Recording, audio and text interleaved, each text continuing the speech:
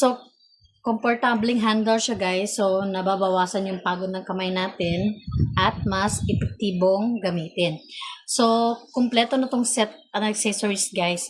So, again guys ha, magdadalawang taon na sa amin to guys, pero ang tibay pa rin ng bag niya guys. So, hindi siya sa amin to, kaya yung iba is nawala na ng anak ko.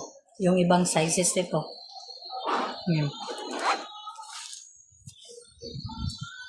So, matibay siya guys ha. Matibay at makinis na crochet hooks. Hinding nag-snatch ng yarn. Madaling gamitin din siya guys. So, perfect tong pang yung kamay ko. Sobrang komportable ng kamay ko pag gumagamit ako nito.